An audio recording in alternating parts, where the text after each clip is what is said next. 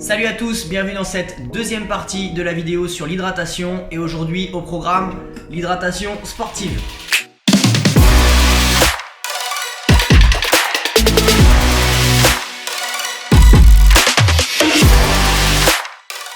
Juste avant de démarrer, comme pour toutes les vidéos, je t'invite à liker cette vidéo si elle t'apporte quelque chose et à t'abonner à la chaîne YouTube pour soutenir mon travail. Et si tu veux aller plus loin, tu peux également me soutenir sur la plateforme Tipeee. Tu trouveras également dans la description pas mal de liens qui pourront t'aider à mieux performer dans ta discipline. Alors, pourquoi l'hydratation durant le sport elle est différente de l'hydratation du quotidien? Eh bien tout simplement puisque quand on va faire du sport, normalement, tu vas transpirer, tu vas perdre en fait de l'eau, mais tu vas aussi perdre des sels minéraux, notamment du potassium, du magnésium et du sodium.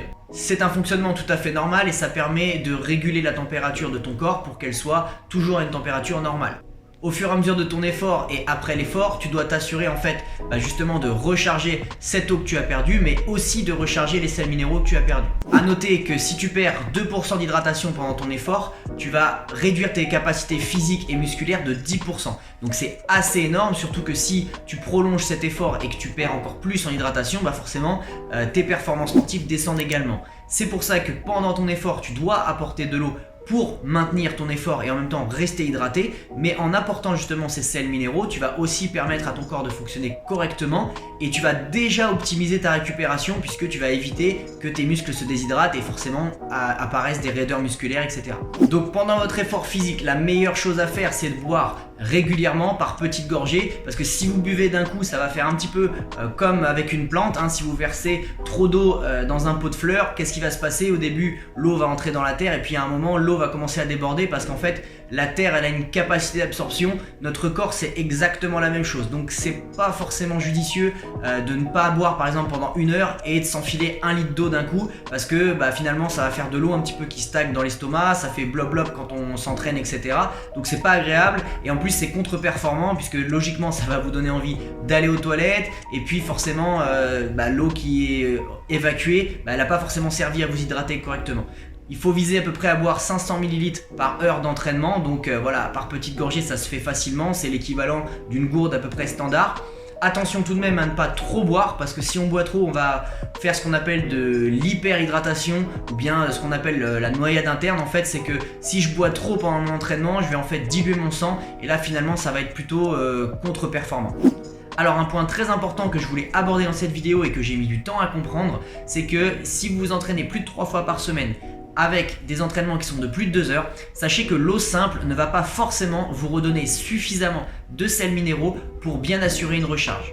Du coup, ça peut vous amener par exemple à des crampes, ça peut vous amener à des performances qui sont moindres, à de la fatigue durant l'entraînement et donc peut-être que vous avez déjà vu certaines boissons du sport qui existent, notamment ce qu'on appelle des boissons donc électrolytiques. On va avoir des hypotoniques, isotoniques ou hypertoniques. Alors dans ces boissons souvent on va retrouver un petit peu de glucides, donc c'est un petit peu de sucre qui va vous permettre en fait de maintenir votre énergie pendant l'effort. On va avoir aussi dedans des électrolytes, donc les sels minéraux avec notamment sodium, potassium et magnésium qui vont permettre en fait de faire en sorte que votre corps fonctionne correctement pendant l'effort. Typiquement le magnésium, ça va améliorer la contraction des contractions des muscles et ça va aussi éviter les crampes.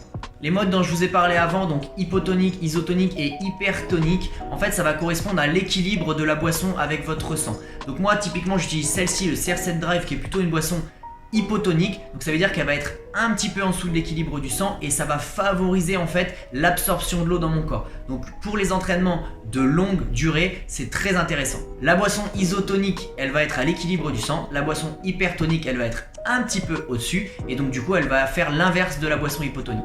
De mon expérience personnelle pour l'utilisation des boissons du sport, j'en avais essayé plusieurs auparavant et j'avais pas forcément de ressenti, je le prenais plus parce que je savais que c'était bon pour moi. Quand j'ai essayé pour la première fois le CR7 Drive, ce que j'ai remarqué en fait c'est que je pouvais pousser mon entraînement plus loin.